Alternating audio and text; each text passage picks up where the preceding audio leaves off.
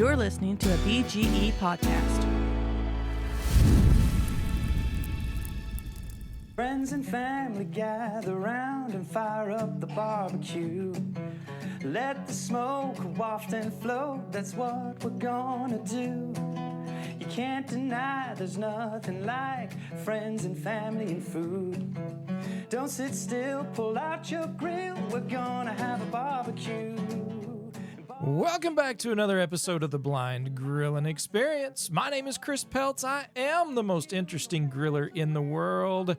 We've got a great episode for you today.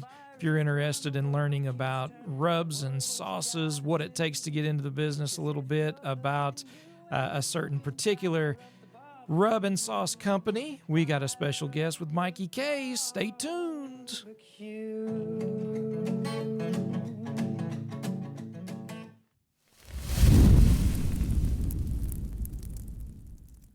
Welcome back, folks. We appreciate everybody tuning in and listening to the Blind Grilling Experience.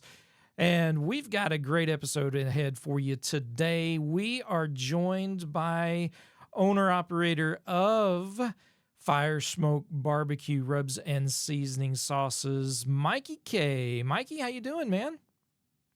I'm doing great, buddy. How are you? Oh, yeah, man. Finer than a frog's hair split three ways, man. Oh yeah, things are great. Things are great. So, but I'm excited about talking to you about your seasoning and rub, things that you've got going on. But before we do that, if you want, just tell us a little bit about yourself. Maybe how you got into this, where it all started, and maybe what you're looking forward to in the future. Oh man, that's a loaded question, but sure, we can try. We'll give you the Reader's Digest version of it. So my name is Mikey Kay. I'm the pitmaster of Fire and Smoke BBQ Company. We're based out of Chicago, Illinois. For any of you guys that have been following us for a little bit, we are moving down to Jacksonville, Florida. So I guess I got to start getting used to saying we're based out of Jacksonville, Florida, which is a very difficult thing to kind of do and transition your mind to it. You know what I mean? When you're used to telling people where you're from. But I was our pit master since 2017. We were a food truck. We mainly did pop-ups and different food truck events and stuff like that. We worked heavily with breweries in the Chicagoland area, and we did pretty well there. And the rub line, I mean, I've always used my own seasonings in that sense. We were never a business that used commercial rubs or commercial seasonings from anybody else. So I developed all of those, and we started getting asked by customers if they could buy those. They were like, "We really like your flavors. Could we purchase them?" And I was like, "I don't know. We don't sell them." They were like, "Yeah, but could you could you sell them to us?" And at first we were like, "Yeah, sure."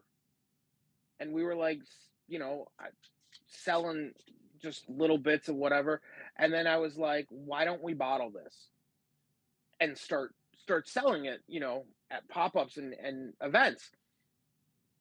So one thing led to another. We started looking into how to do that, started looking at what it would take and all that. And we wanted it to be small batch. We wanted it to be in-house. We wanted to really care about those flavors.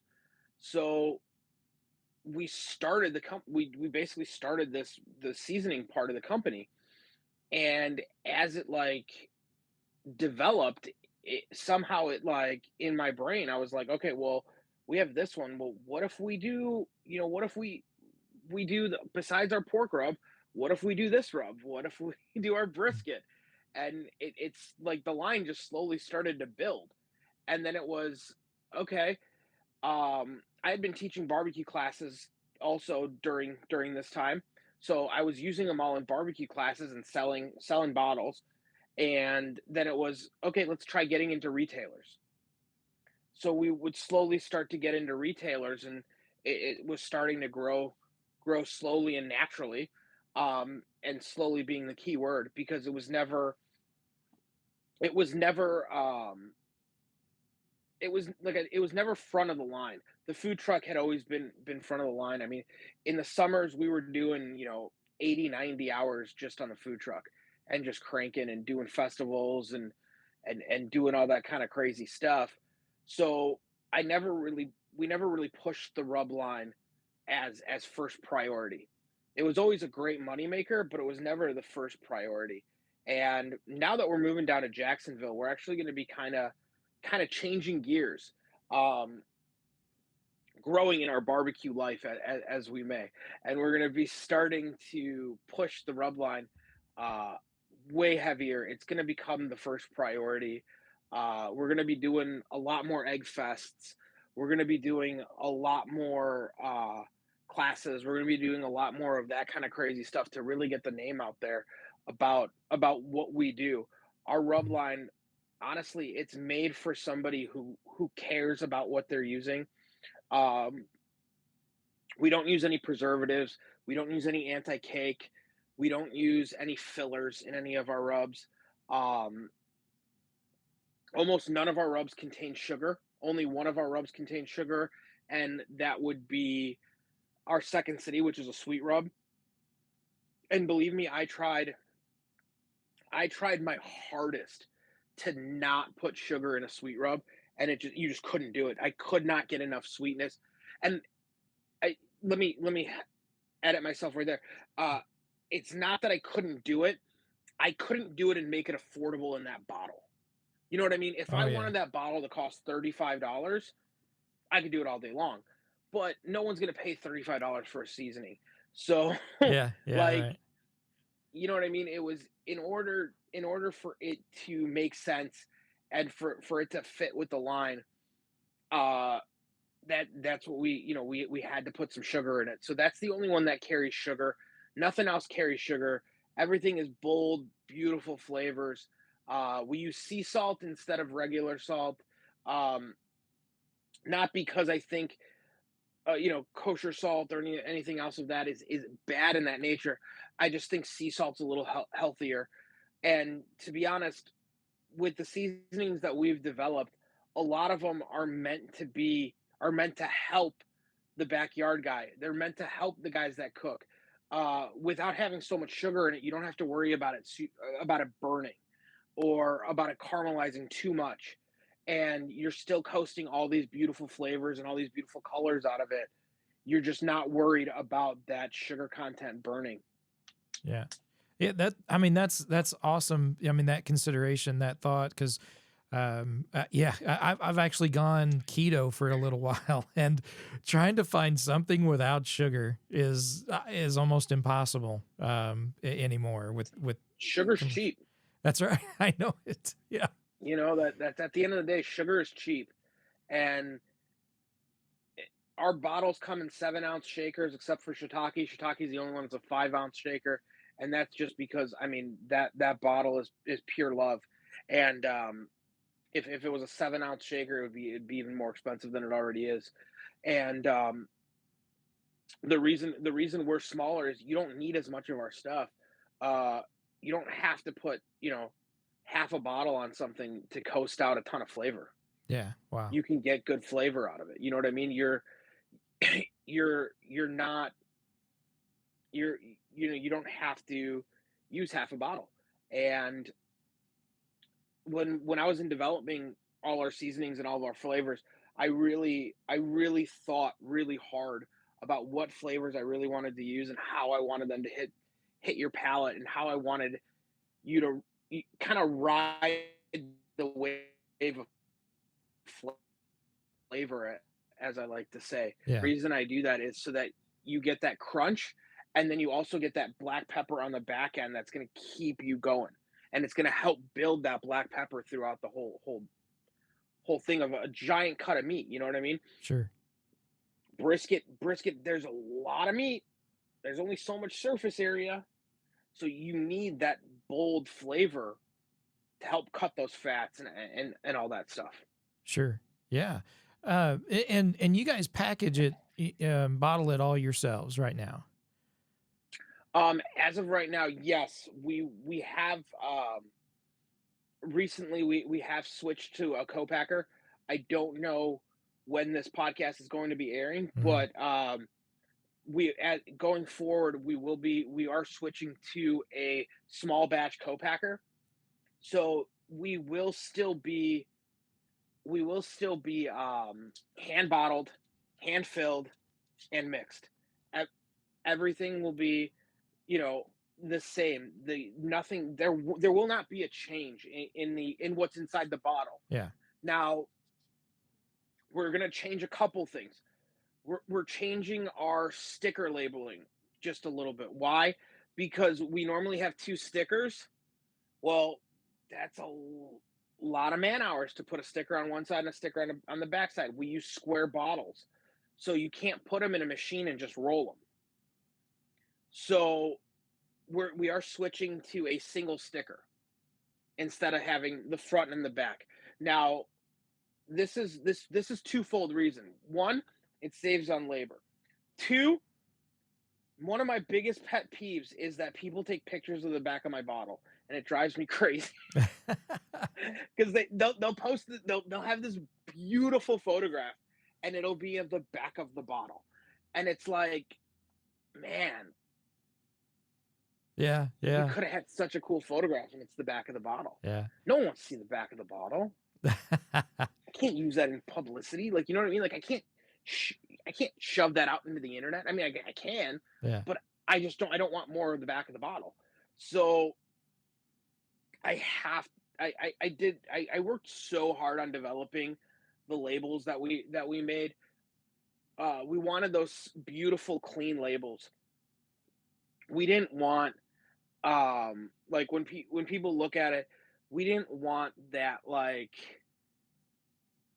gimmicky, cartoony barbecue. And there's nothing wrong with that, but that's not what we were going for. We want to be in high-end butcher shops. We want to be in, in the high-end, you know, Mhm. retailers. And I feel like if you have cartoony stuff, it's hard to get in those. Now, True. that doesn't mean you can't, but I want somebody to look at it and go, "Damn, that's a brand I want in my shop. That's that looks beautiful. I really want to make that work." And I'll tell you, and I know this isn't necessarily something you thought about, but going to a single label, especially on a square bottle like that, that's actually going to benefit those who are blind or visually impaired, because if they have to hold it up or they have to take a picture of it and send it to somebody, to ask them what's on it, or to have certain apps that will read things to them like Envision or something like that, they can hold the phone up to it and not worry about whether they've got the right side or not. That they can feel the sticker and the app will just read that to them, and they'll know they've got it on the right side. So that's actually going to be a Yeah, benefit for someone who's trying to use an app to help the blind or visually impaired. So that's awesome. I will say I never thought of it that way. That's awesome. Yeah. That's another great thing. I know my wife does. I believe she's part of that one of those apps where it pings her to help whatever, Yeah. Yeah. when they're looking. And I mean, she tries every single time, but there's so many people on there that goes so quickly. Yes. It's crazy. She's like I almost never get to help because like they move so quickly. Yeah, yeah, there's Seeing AI, and there's oh man, yeah, there's another one. I'd be real curious what that's pretty cool that she's even a part of that, because that's a lot of my audience are using those apps and using those assistants Yeah, to help them. So that's really cool. I think it's awesome. I think it's first of all, it's crazy to me to think of that somebody was able to develop that. Hmm. Yeah. You know what I mean? Oh Like yeah. it's just like mind blowing, but it's like so awesome. Yeah. Yeah. Like Yeah. It I don't is. know how. There's no other way to say it. Yeah, yeah. So that's cool, and that's a connection I didn't realize that that we even had, which is even more awesome. I think having you on to talk about this, because I mean, usually we have folks who are suffering with vision loss in and of themselves, but I mean, the barbecue community is such a huge and diverse community as a whole, and there's so many people are wondering, what's the right way, what's the wrong way, which barbecue is best? Kansas City, Memphis, Alabama, Texas, Georgia, Carolinas. What is it? And it's like, personal preference, personal flavor. You like this, then Whatever makes you feel happy. Yeah, exactly. And that's the great thing about barbecue. But one of the things that I noticed on your website is you had mentioned on the website, it is mentioned that there are award-winning, and I know one specific was SCA. So some state competitions have been won. First of all, have you won state competition, SCA state competitions, or is that you and or I have not. You have not? Okay, but you've got some folks used your rubs that have. Yes, That's yes, awesome. sir.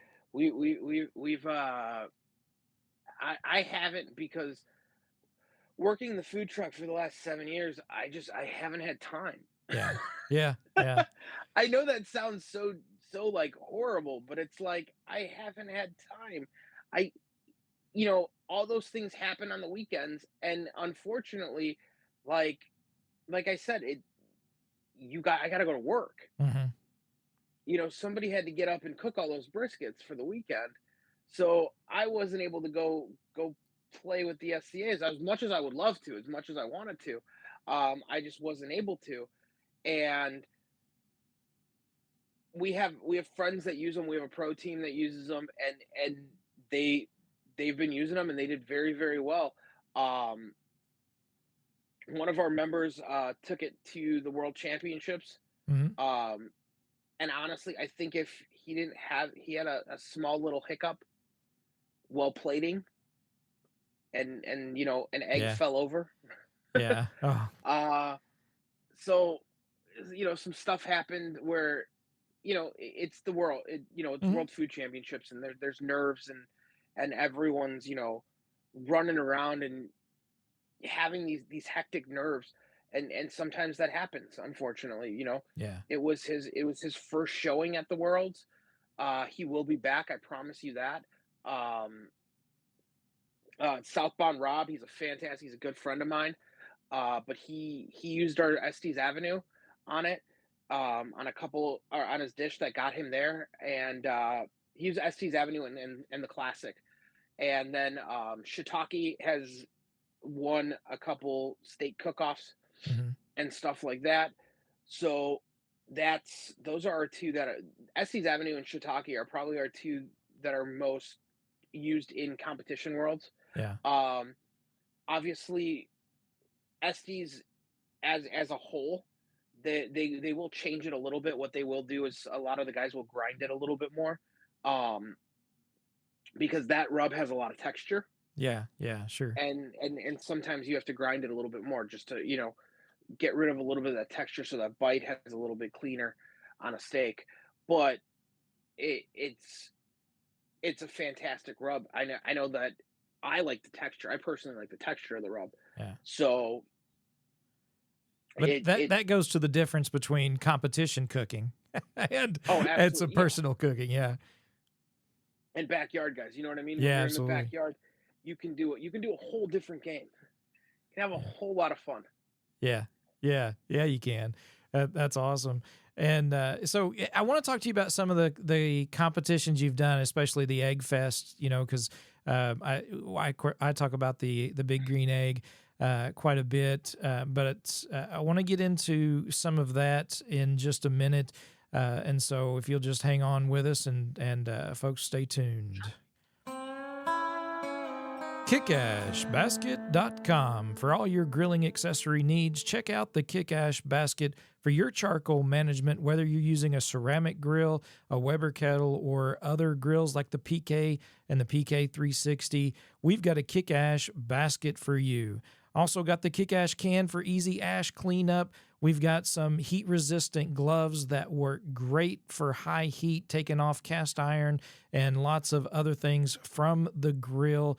Go to kickashbasket.com and let them know Blind Grilling sent you. So Mikey, with all of these rubs and I mean, we haven't even talked about sauces. I mean, right now we're just the rubs, but in developing those rubs, did you have? You mentioned earlier you had something in mind to begin with, but it sounded like initially it was really focused on the pork more than anything else. Did I miss Yeah. something? Yeah. No, you didn't miss anything at all there.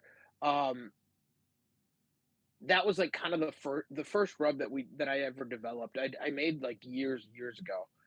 Um, and I think everyone kind of plays with seasonings and developing your own flavors when you start playing around with cookers. So I started playing around with it, and I kept coming back to it. I kept coming back to that same rub and tweaking it and doing whatever, and that actually ended up being our Windy City.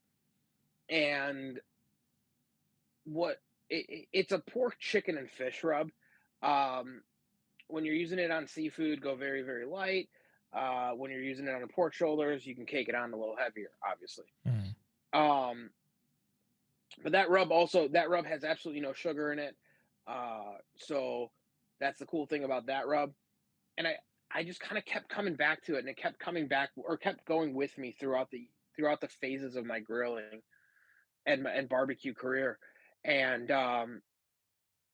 when we were starting the food truck, I was like, okay, cool. We'll use this seasoning as the as the flavor, because I'm like, I'm not going to use somebody else's flavors and sell it and say that it's my product. Hmm. And not that there's anything wrong with using commercial spices for your stuff, but I mean, I think when you're cooking and you're creating something for you, you want to put a little bit of, you want your flavors in there. You don't want to coast somebody else's flavors and then be like, well, we tweak it a little bit. No, I wanted my own flavors. I really wanted to own the product.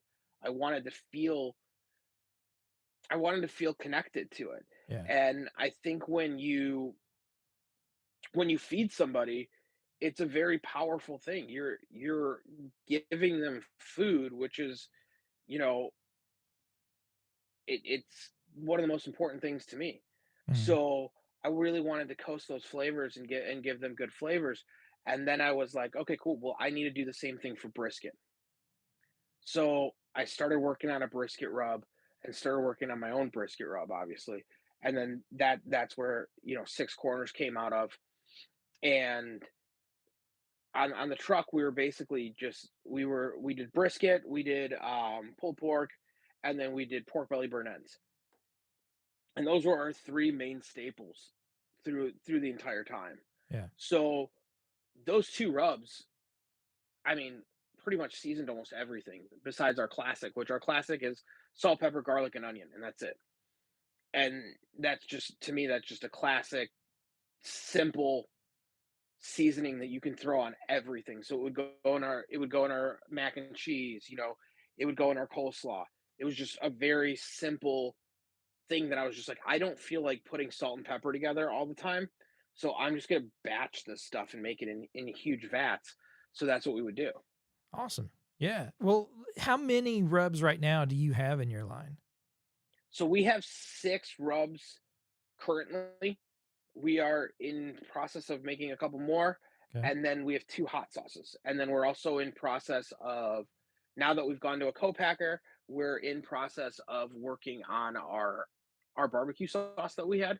Hmm. We made a house-made barbecue sauce on the truck, so now it's putting all that stuff down on paper and seeing how it translates perfectly, and then scaling that, and then starting to bottle that. Yeah. Which So we've wanted to Go ahead. Go ahead. I was gonna say we wanted to bottle it for a while. It was just never. We were always looking for a co-packer to do it. We were actually going to do it like in the middle of 2020, and I couldn't find a co-packer that really wanted to even take us on Mm-hmm. at that time because everything was going so crazy with the clients that they already had, they couldn't keep up. That taking on a new client, they were like, I just like, they're like, we just can't do this right now. And if they were able to do it, they wanted gigantic minimums. And at that time, we just weren't ready to make that jump. You Sure. know what I mean? We weren't ready to make that jump, and now Yeah. we are. So we're doing it. Yeah. Yeah. You know Yeah. what I mean? Yeah. I don't So have a release date, so sure. don't go crazy, but it hopefully soon. Yeah, yeah. So right now, that your naming scheme, it seems to go along with. I mean, just it screams Chicago, basically, A right? little bit, right? Yeah, yeah. So, is there any? I mean, what are some of the specific? I mean, obviously, everyone knows Chicago as the Windy City, right? I mean, that's what it's known for. But I'm assuming Six Corners. That's an area of Chicago So as well. six corners, yeah. So six corners is kind of like a funny one, right? There's six corners to or there's six sides to a brisket, and we were trying to think of names for it. There's actually only six ingredients in the rub. And then there's a place in Chicago where three streets all come together, right? And it's Yeah. six corners. Okay. So I'm like, why don't we just call it six corners? Mm-hmm. It just fits. Yeah. All Yeah. three things came together to create this, and it's like there's six, six, this like the number six just kept Yeah. going through it. So I was like, yeah, that's perfect. Let's just use that. Right. So we use that one. Estes Avenue, which is our actually after we got married, that was the street that we lived on in Chicago. We lived in Rogers Park off Estes Avenue, um, and that's where I got my first big green egg. So Okay. it was just there was a lot going on from there, right? Mm-hmm. A lot of great memories, a lot of great stuff happened there. So we kind of used that as a name. I try to like use names that are kind of significant Mm-hmm. just because I think it's not necessarily like super important, but I just think it's cool to have like a little bit of a backstory on it. You know what I mean? Yeah. Like when somebody asks. Yeah. Right. So Yeah. Yeah. Yeah. I mean, just by and hearing the then names, I kind of figured there's got to be something to it. there's a little, and then obviously Second City, which is a Chicago thing, Mm-hmm. because it's Second City because of the fire and the burn, all that Yeah. Yeah. stuff. Yeah. And then the classic, the classic's not really a Chicago thing, but I feel like it's just it fit that rub Mm-hmm. really really well. And then shiitake obviously because of mushrooms. Yeah. That's the ingredient of that rub. That rub that rub's one of those things where we put 24 hours worth of work into that rub before any other spice hits that bottle. So, we smoke the mushrooms, we dehydrate the mushrooms, we grind them, and then they go into the seasoning mixture. Wow. And the Okay. cool thing about that is when you put it on whatever cut of meat you're putting it on, the salt in it will actually pull out the moisture, right? Yeah. And then the mushrooms will act like a sponge, Yeah. You're right. and they will soak up and rehydrate on the meat, right? And they're gonna add this beautiful umami flavor to it and a little bit of smoke through it. And because obviously, like when they're smoking, they're pulling in that flavor, and then you dehydrate them, which locks that flavor in, and it brings up this beautiful flavor. And it's really not like any other rub on the market. It's really just a fantastic seasoning blend because of the mushrooms. They just really do it. We're one of I will say I think we're one of the first rub companies ever to put shiitake mushrooms inside of a rub, or mushrooms Mhm. in general inside of a rub, and do what we were do what we like do what we're doing with it. And so you guys hear first. You see anything else? They're all copiers. Yeah. Uh, Yeah, right. That's great. but that's kind of almost become the flagship of the line. That seasoning sells it fantastically. People love it. Hmm. It's hard to keep on shelves. It's hard to keep in stock. Um, but we are, we're very happy. It was also one of the reasons we didn't get a co-packer for so long. Yeah. Nobody wanted to touch that with a 10-foot pole. People were like, I'll do the rest of the line. I'm just not touching that seasoning. Sure. Yeah. There's no way. And, you know, when I was developing that, because I think there's something wrong, like inside of me, uh, I was developing this seasoning and I'm like, yeah, why wouldn't you want to smoke like mushrooms? Like, this sounds like a great idea, right? Sure. Yeah. Well, it sounds like a great idea when you're smoking like 3 pounds of mushrooms, right? But Yeah. Yeah. when 3 pounds of mushrooms becomes 110 pounds of mushrooms twice a week, it, That's a lot. Yeah. Yeah. Yeah. Sure. you start not to love the mushroom. Don't get me wrong. I still love that. I love that seasoning. It's fantastic. I really do. But the funny thing was like trying to source everything, and Mhm. the first time, I needed like, we went to farmers markets, right, to find local farmers so that we would use high end, great quality ingredients because that's what we wanted to do. So I go to this farmers market, and I'm like, we were actually working this farmers market. Like we had our truck was there, so I had to like pull the way the farmers market was like a straight line, right? Mhm. Like a row. And we were at one end and there was a farmer on the other end. And unfortunately, like I couldn't turn my truck around after dropping the trailer, right? I'd have to go through the whole farmer's market and then come back through to move my truck. And that was the only way they would allow me to move it through. And obviously this was before they were open, so there was nobody there and we would just go quickly. But so I stopped at him and I like rolled down the window and I'm like, "Hey bud."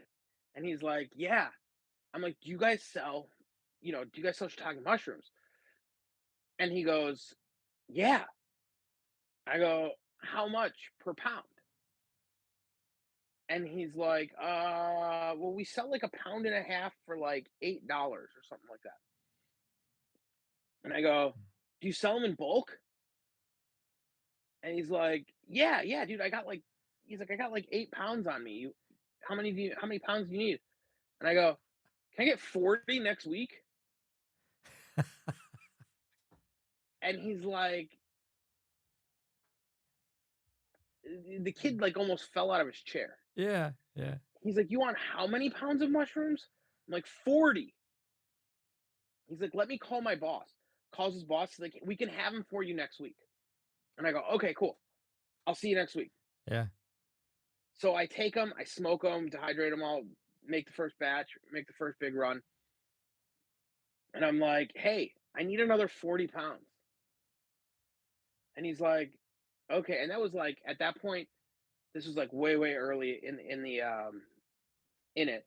So at that point, doing we were doing about 40 pounds a run. And it was, whatever. It was like every 3 to 4 weeks, and they were fine. And then it started becoming, can we do 60 pounds a run? So we're doing 60 pounds every 4 weeks. And then it was, I need 80 pounds every other week. Mm. And he was like, "Okay, keep it up, keep it up, keep it up." And then it was, I need 100 pounds every single week. And he's like, "What are you doing with these mushrooms?" Because he Yeah. had no idea. Yeah. Right. No Okay. idea. I never told them that what we were doing. Like it didn't matter. I Yeah. purchased mushrooms from you. I don't need to tell you what I do with them. And he had, like at this point when I'm like, I need 100 pounds of mushrooms every week. He's like, "What are you doing with this mushroom?" He's like, "You're not eating them. I know you're not just Yeah. consuming them." You're right. Right. You run a barbecue food truck, so you're not selling them there. Like, what are you doing with all these mushrooms? And it was to the point where we were like, at our commercial kitchen, they were delivering to us, and I mean, like, they were delivering in like a white box van, right? And it was just filled with like mushrooms. Wow. Because I don't know if any like guys go pick up a mushroom and feel how light it is. Mm-hmm. Now Yeah. imagine 100 pounds of them, Yeah. Yeah. and think about how much space that takes. Right. Wow. It wasn't even like the because I mean it was more the fact that like the boxes took up more room. Yeah. Yeah. Thing. But it was crazy. Like I mean we were going through about 100 pounds every week and a half. Mm-hmm. That's And awesome. we're still going. Wow. That is so And cool. it now it will be taken over by a co-packer. Yeah. But the co-packer that we have is just as crazy as I am. Okay. And he told me that, you know, I mean, we talked for a very, very long time about it. And, you know, he's like, I won't take it on unless I know I can create it. Mm-hmm. And I won't create a product that you're not proud of. Yeah. Because he's like, then I'm not proud of it. And we were in Georgia a couple weeks ago, sitting and talking to him, and we developed. We've ran tests, we've ran all that kind of crazy stuff, and he hit it. He knocked it out of the park. And there was like one or two tweaks that we had to do to it off him trying, Yeah. but there was no. It wasn't like, oh my god, this isn't even close. Like we have to go to square one and all that. Like no, we're on path. The only thing we had to change was the way we were grinding the mushroom, Mm-hmm. and we figured it out in like about 45 minutes. Yeah. And that's And probably the biggest difference that I've seen between doing a rub through a co-packer and doing a sauce when you're trying to upscale, you know, the quantities. In my experiences, sauces is where the issues really come into play, and it's a lot more difficult to nail that flavor in the end result with the sauces. Well, Have you had that issue or? not yet. Okay, that's good. I think where you start to fall into that is you can tell somebody what black pepper you use. You can tell somebody what garlic you use. You can say you use a smoked paprika versus a non-smoked paprika, right? Or, you know, maybe you use dark chili powder versus light chili powder. You can kind of talk through all those, right? Mhm. There's a lot of stuff in sauce that can throw curveballs, Yeah. like the pH of the water going into it, because that's going to react differently with the sugars, and that's going to react differently with everything, and that's a big part of it, right? Mhm. Um, and I know a lot of sauces use a lot of like people try getting that sauce as cheap as possible, right? I mean, everyone's trying to get their product down Yeah, absolutely. Yeah. to get better margins. That's our goals in life. Except for mine. Mine are horrible. My goals in life are just get the best product out and just don't worry about it. It'll figure itself out in the end. Sure. Yeah. But so it's basically like sauces. That's where sauces kind of start to tweak a little bit, because if the pH is wrong, or if something reacts funny, and then you start making them in mass vats, you know what I mean? You're no longer making them in like 5 gallons. Yeah. You need to make them Sure. in like 60 to 80 gallon runs to make Wow. any money. Yeah. So Yeah. you have to start scaling. You have to start doing math and doing crazy Mhm. stuff Man. to see where you're at. Um, and it the and then there's other things. Are you hot filling? Are you cold filling? All Mm-hmm. those things uh, make a big difference on what happens to your bottle. Are you a plastic bottle or are you a glass bottle? You know what I Yeah, mean? sure. Those will all start to affect different little things. Um, are you a hard plastic or are you soft plastic? Um, so many Yeah. things can happen. If you're hot filling, you want to make sure that bottle holds up to that heat. Mm-hmm. And if it doesn't, you know, you have catastrophes and you lose thousands upon thousands of dollars sometimes on a floor, and then you cry in your sleep. Yeah. Uh, Yeah, right, right. Wow. and I have friends that have had it happen to them, and it Mhm. sucks. And it's like, what do? There's nothing you can do. You you stand up and you keep fighting the next day, and you try to move more product to pay for the mistakes that you just made, and then keep pushing. Sure. Yeah, yeah. So, I'm gonna ask you a few questions, and I want to get Sure. into the egg fest. But as far as cooking, what is your absolute favorite cut of meat to throw on a grill or a smoker Mm. For me or to feed people? for you? If it is for Mikey K, what are you throwing on?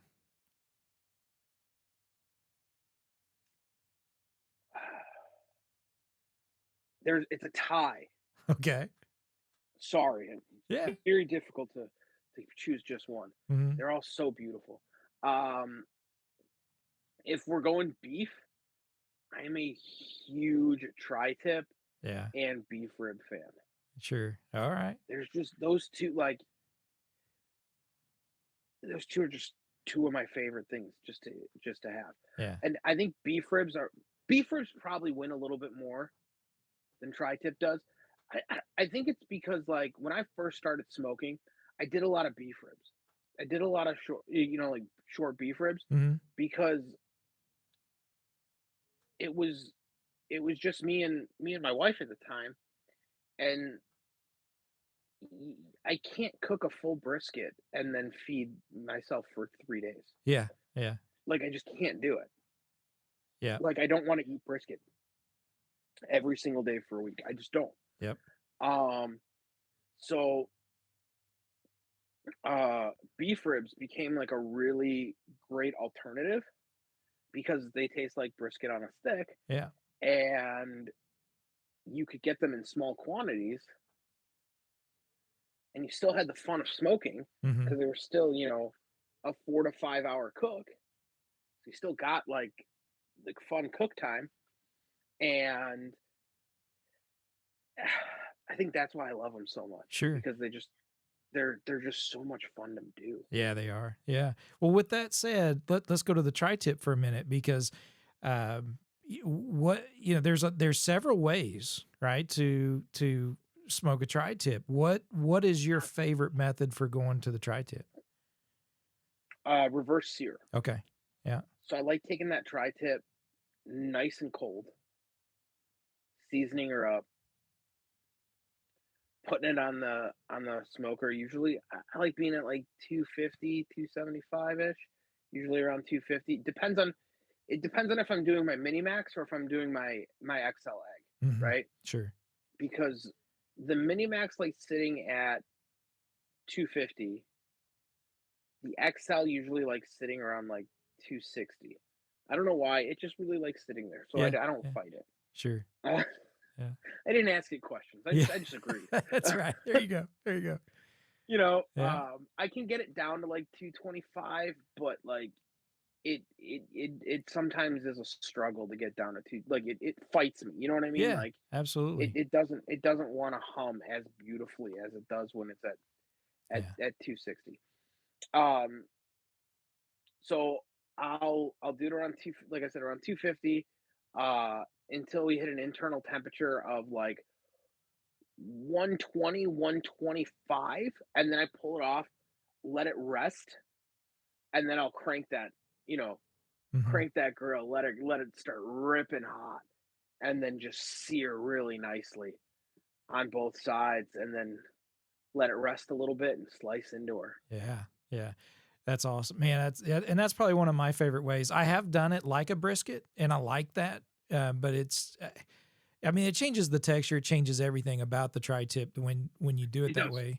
But and I like it, but definitely it's hard to beat that reverse sear when it's done right, for sure. So I treat it like like a steak. Like I like when I'm doing tri-tip, I treat it like a steak. Yeah.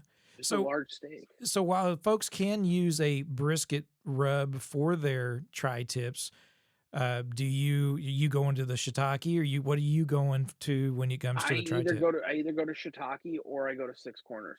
Okay. It depends on how much peppery kick I want. Yeah. Awesome. That's really my you know, which flavor we want to go to. Normally it's usually a shiitake day. Yeah. Yeah, right. It's a good shiitake day on that one. Sure. And then if I had to say, like, my favorite thing for pork, if I'm cooking it for myself, I like cooking pork belly like a brisket. Mm-hmm. Yeah. And I don't know if you've done that or not. Yes. Yeah. Yeah.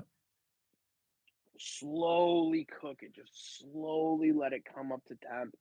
And that I'll cook at like 225, just to really let that temperature just slowly come up into it. And then I'll wrap it and I'll push that pork belly up to like 190, 195, maybe. Sometimes I'll even hit 200 depending on how thick of a pork belly I have. Mm-hmm. And then I'll let it rest and then slice it like a brisket. Oh, it's my favorite thing. Oh yeah, man, that's awesome. So with that, you've got a plethora of smokers and grills at your disposal. If you could only have one of them, for the rest of your grilling career or smoking career, what would it be? Do I have to pick a size? What? No, just whatever. What? Oh, definitely. I'm gonna get so much hate from everybody. Oh God, I can already feel like people judging. You're right. Right. I mean, I would have to say a big green egg. Yeah. Honestly. Not one of your Meyer Nixons or anything. It's so versatile. Yeah. Yeah. Honestly, it's so versatile. Don't get me wrong. I love the way my Mixins cook. I love those cookers. They're fantastic, and they put in a lot of work. Let me tell you. Mm-hmm. Those babies got a lot of love putting through them. But and that's not. I mean, choosing the egg isn't downing any of those other cookers. I just like the flexibility, though. I like the fact that I can smoke, I can sear, I can do pizzas if I wanted to. I could bake on the egg, which we've done. You can do so much with the big green egg. So if I could only have one, I would have to go big green egg. Yeah. Yeah. I'm with you on that for sure. And we mentioned the EggFests earlier, right? So those are, I think they're picking up. There's some already have taken place. You just got back from, or just got away from one up. Yeah, we just did the New England. I was going to say Connecticut, but in the New England EggFest. They changed the name this year, guys. They changed the name. So that's nice to me. Yeah, right. So you do several EggFests, though. I mean, you've done several and we're going to be doing a lot more coming up. Right, which is awesome. So what's one of your favorite things to cook at an EggFest? To feed a bunch of folks. I'm gonna give my secrets away. Oh no. So, and if I start seeing this all over, guys, I'm gonna get real mad. So we did an EggFest in Wisconsin, right? Mm-hmm. And I was still with, or not that I was still with, but we had like 3 events that day. I had a business partner still then, and so we had like 3 staffs going everywhere, and I was like, cool. I got 2 different caterings. I got a pop-up at night that I have to be at, and then I have a Big Green Egg Fest that I'm doing. Well, I don't have any more staff to come with me. Yeah. Right? You Yeah. see where this is going, Oh right? yeah. So Yeah. it's like I have to be able to cook and I have to be able to give them something to eat. Yeah. And I'm like, okay, so how do I make this easy for me and not like go crazy trying to prep food and like do all this kind of stuff? And I was like, I got it. I got to do a build your own mac and cheese bar. No. So that's what I did. We did a giant pan of mac and cheese, right? And everyone's just taking small samples. So a full pan of mac and cheese, and then I was making just a bunch of different stuff on the egg. So I grilled venison, I did cross-cut beef ribs, I did bacon, I did chicken, we did pulled pork, and everything. Everyone just kind of built their own stuff. And then we had our house-made barbecue sauce, and then at the time we didn't have hot sauces, so we weren't pushing those. But you could do that, and then I had a couple of our seasonings out, and you could just put on whatever you wanted and build your own mac and cheese bar. Yeah. And at the and it to me it was like, well, if your sample sucks, it's your fault. Yeah. You made it. That's right. Oh, genius, man. That's awesome. And I thought it was cool because it was very interactive and Right. it brought people in really, really nicely. It Mhm. made people really, really excited about asking me questions. That's one of my favorite things about Big Green Egg Fest is getting questions asked about what we're doing on the cooker.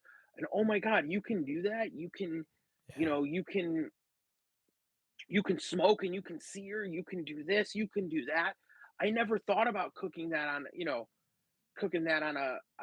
a grill or cooking it outside. And I never thought about smoking mac and cheese. I never thought about doing smoked deviled eggs. Um, which were the bane of my existence. Yeah. I Right. don't know if you ever done smoked Oh, deviled eggs. oh yeah. Yeah. They're great until somebody orders 180 of them, and then they're no longer great. Yeah, right. Then it's like, Oh. okay, cool. We have to smoke 180, or we have to smoke 90 eggs, we had to do more just in case Yeah, yeah. eggs didn't turn out. Yeah. But we were, oh, that was a fun day. What a real fun day. Awesome. Yeah. I never thought anyone would be like, yeah, I want 180 deviled eggs. And I was like, okay, cool, here we go. But we did all these fun stuff. Like I also did we did a polar barbecue, and this is one of my favorite cooks on an egg in the winter. Is I wanted to, you grew up. Did you grow up in Missouri? Yes. Yeah. I grew up in Missouri. You guys you still got a little cold. You don't get super cold. Yeah. But we were on the line between a little snow to the north and then ice and yeah. yeah. But you still remember those like cold winter days, right? Oh yeah. And yeah. like one of my favorite things was tomato soup and grilled cheese. Mm-hmm. So I was like, how do I make that one? And I was like, okay, so if we take like Pillsbury dough, and if we take tomato soup with cheese and freeze it in cubes, we could wrap the dough around it, right? Yeah. So what we did is we froze the tomato soup with cheddar cheese inside of it already, right? And then wrapped it with dough. And then we put all those balls into a giant cast iron pan. And then we brushed them with butter, threw them in the egg at like, I think it was like 400 or 450. No, 400, because I know we didn't go to 450. At 400. And as that dough rose and cooked, right, it melted the soup inside and the cheddar cheese. Yeah. So when you took a bite of it, it was like taking a bite of like like Like a basically grilled taking a cheese bite sandwich dipped in. of a grilled cheese. Yep. Yeah. Yeah. Dipped in tomato soup. And everyone Wow. was like, "How can?" They're like, "You can do that on the egg?" And Yeah. I'm like, "Yeah." Yeah. Like that's the cool thing. You can do so much on the egg. You can do Mhm. soups on the egg. Um, you know what I mean? Like you can do so many things on it. And then one of the other awesome things about like Big Green Eggs is you can do like your whole meal on it. Yeah. Right. Especially if you have the expansion system Hmm. where you get 2 racks now and you know, you want something a little hotter, you want something a little cooler, you want, you know, you can move things around. You don't have to make your wife mad at you in the kitchen. It's great. Uh, Yeah. That's right. I know it. Yeah. we Yeah. all know it. Yeah. Absolutely. Yeah. Absolutely. Yeah. I So mean, yeah, that the more you can cook outside, the happier she is for exactly. sure. And I mean, like I don't I don't know if you've been to a Big Green Egg Fest or not, Yeah. Yeah. but they're amazing. They're they're so like community based, and that's what I Yeah. love about them. And being able to talk to people and hang out with them, and hang out with the cooks, and yeah, they're a competition per se, Yeah. but everyone's there having a good time together, and everyone wants to spread the love of barbecue and what we do, and I think that's why I love Big Green Eggs like Egg Fest so much because Mm. there's really almost nothing like them. Right. Yeah, absolutely. I mean, I've only competed in egg fests. I've been to other barbecue competitions, KCBS and SCAs, but I've, kind of observing, tasting and things. But when it Sure. comes to competing, I've done the egg fests, and yeah, I mean, they're so much fun. And in fact, I was on the excellent egg team in 2017 that won there in Georgia at Nice. the big. Yeah, it was awesome. A lot of great folks, and I've won several here in Missouri and one in Illinois, and I love them. They're so much fun because you can cook whatever you want, and it's all taster's choice. People are just really giving you a lot of feedback, like you said, asking a lot of questions. Because those egg fest, right? For folks who don't know, they're providing the egg that you're cooking on as a cook team because someone has pre-purchased that egg at Yes. a little At a discounted rate, discount. right? They get a little discount. Yep. And we get to cook on it, and then they get to walk through and taste what all the teams are cooking, and learn, what can be done on that egg. Is basically just a whole bunch of demos going on. And then they take that egg home that evening and start practicing with what they've learned at the Egg Fest. It's just a really cool setup altogether. I love it. Oh, I mean, I think people that buy eggs from the Egg Fest, I mean, they go home with an arsenal in a sense. You Hmm. know what I mean? Like, because they ran around and talked to a bunch of the guys and being like, okay, cool. So I'm taking, and obviously there's some guys that buy demo eggs that already cook on eggs, and they're just like, hey, I get a little bit of a discount, so this is nice. But for the newbies, the people that just bought an egg and they're super excited, they'll run around and talk to all the cooks and hey, so what are you doing? How are you doing this? And I don't think there's a single cook that's like, "Don't come around here." It's no, come here. Let me show you this. Yeah, Let me yeah. show you. Like, let me open the egg. Let me show you how I have it configured, how I set it up. Um, if you're doing a little, a light smoke or something, well, I put these chunks in it. Um, we lit it. We're trying to keep it at 250 or we're trying to keep it at 300 for the day or whatever. Yeah. And it's fantastic. You just have all these people that are coming around this community and then learning, and everyone's always so happy. Right. I don't think I've ever been at an egg fest and someone's like, I hate being here. I You know know. what I mean? It's like Yeah, there's yeah, yeah. Now I've left a few and said I'll never do that again. And then I'm back the next year because it's so much yeah, fun. see? Yeah. Yeah, see, I'll never, yeah. No, I'm not doing that. I'm So what day is it next year? Yeah, I know it. That's What's right. the day? That's right. I should put it in my calendar. Exactly. Yeah, that's the way it is, man. Wow. Well, what's your website? Let everybody know where they can find out more about you and about your rubs and everything you've got going on. So our website is fireandsmokebbq.com. Our Instagram is firesmoke_bbq. I wish I knew the Facebook, but I'm just not that good. But if you go to the website, like I said, it's fireandsmokebbq.com. That'll give you all the links to everything. Mhm. That's the main hub. You can order anything you want off the website. We do ship worldwide.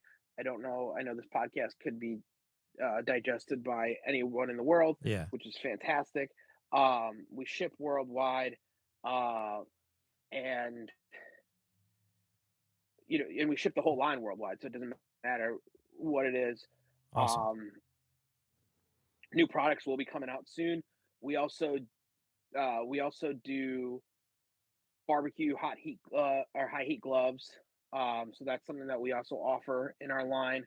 Um, and I personally think they're the coolest barbecue gloves around, but you know, it might be biased. But they Yeah, do say sure. pork and beef across the knuckles, which is pretty cool. And I think if you're cooking pork and beef, I mean, it's a no brainer. Right. So, Yeah, there you go. There you go. Oh, sweet, sweet.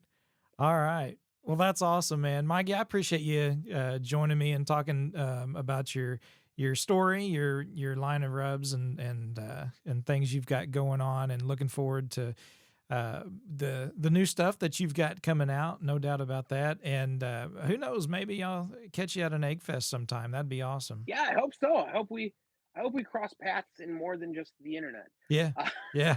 That's right. Real life is always nice. It's fun to meet people. That's another cool thing is like when you do these egg fests, when you get to meet the people that you talk to Hmm. online, and then it's like you're like, hey, I'm this person. You're like, oh, okay.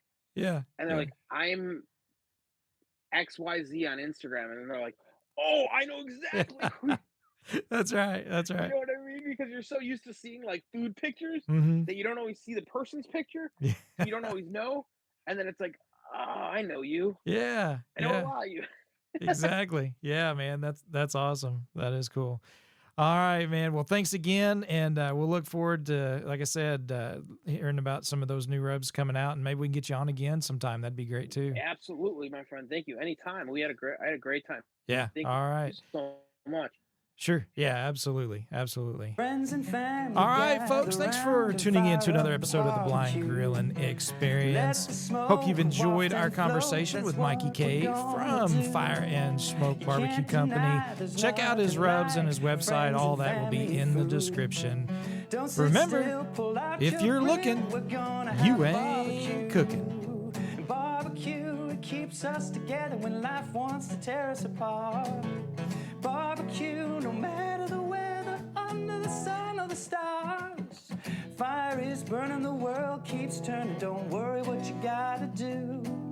'Cause if you're looking, you ain't cooking. Fire up the barbecue. Fire up the barbecue.